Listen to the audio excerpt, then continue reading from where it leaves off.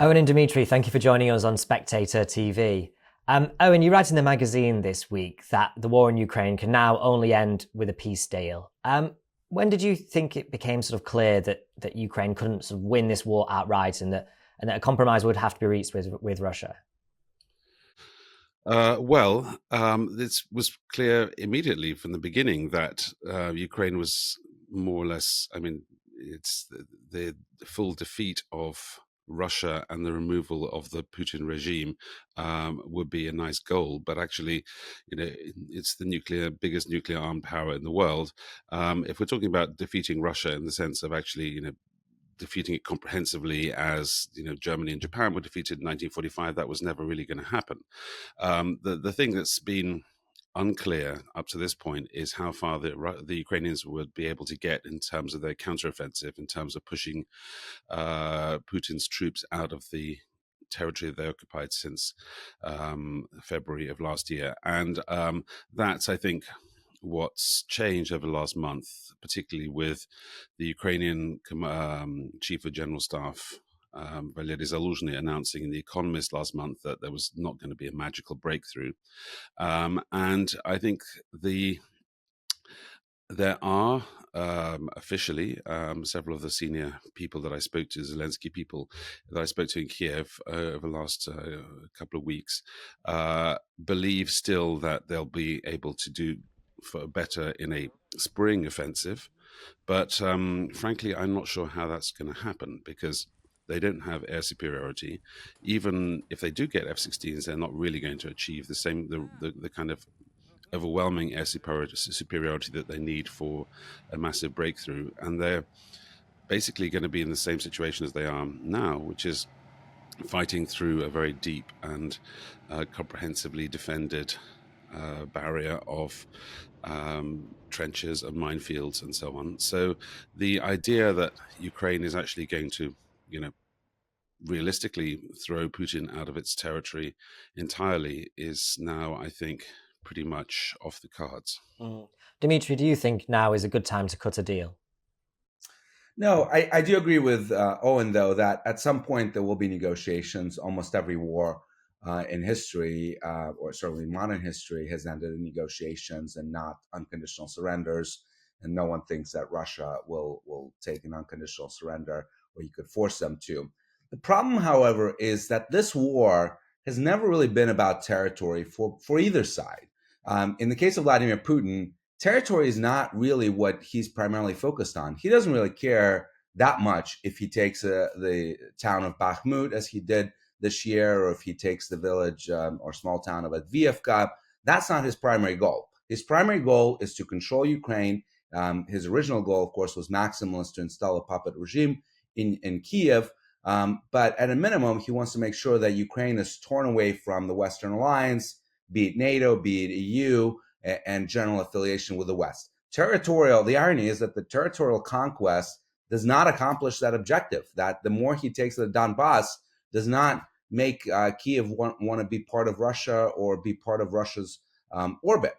And on the Ukrainian side, even though they obviously want to get back their territory and even more importantly, get back their people, that is also not the primary objective. The primary objective, when I talk to people in Kiev, is to make sure that this country is secure and safe for generations, that Russia will not do again to it what it has done since 2014, which is invade, terrorize its people, occupy its lands. And I think they would actually take a deal that gives up at least some of the territory, if not officially, then sort of acquiescing to it, if they could ensure that they could get those security guarantees, be it primarily their interest in NATO. Of course, Russia would never allow that deal to happen because, again, their focus is not primarily territory. It's to prevent Ukraine from having that safety and security of NATO because Russia wants to dominate it. So I just don't see what kind of deal is possible. And the challenge that I've always had with this counteroffensive is, even if it had been wildly successful, if you can sort of imagine a scenario where Ukraine takes back every inch of its territory, including Crimea, including the Donbas, that would not have resulted in the war ending.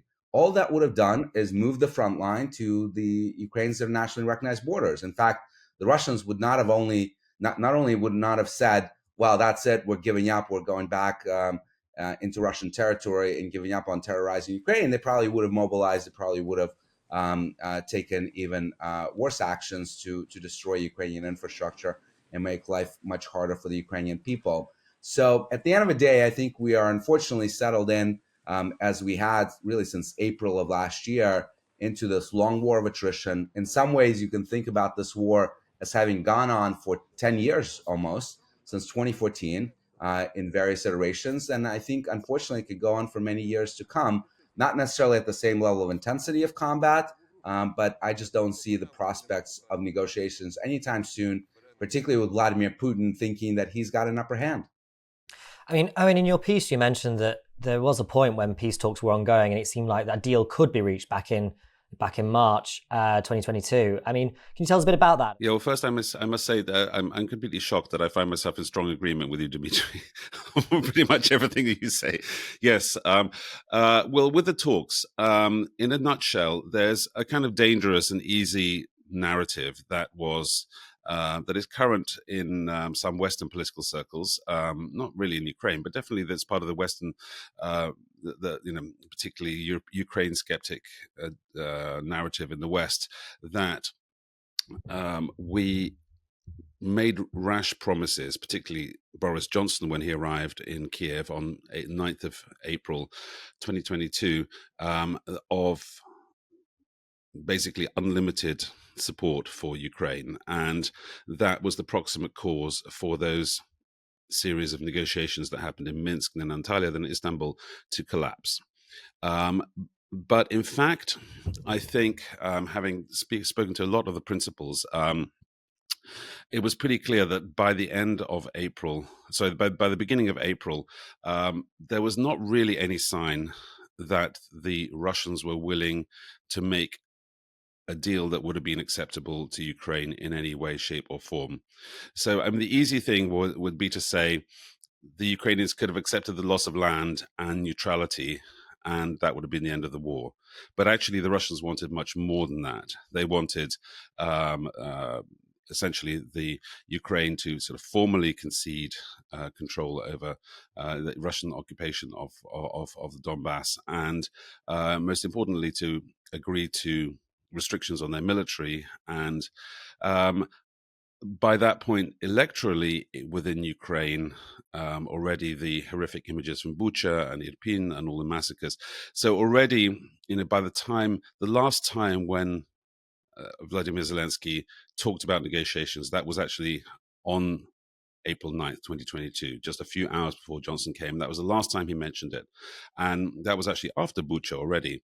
But already it was pretty clear there was a sort of landslide of horror and revulsion from the Ukrainian public opinion.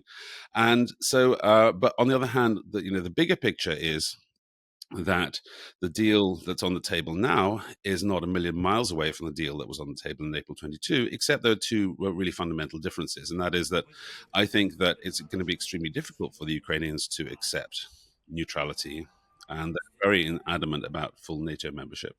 And secondly, they're not going to accept any restrictions on their, on the military.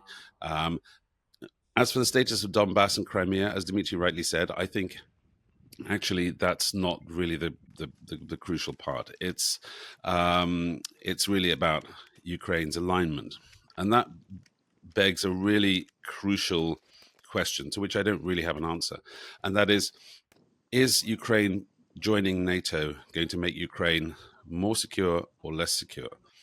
And what is so terrible about Ukraine being a formerly neutral country, as Finland was from 1940 until it's joined NATO, and Sweden was, and by the way, also Austria is, and Switzerland and Ireland. I mean, there's lots of European countries that are formally neutral, but nonetheless have strong security guarantees from NATO.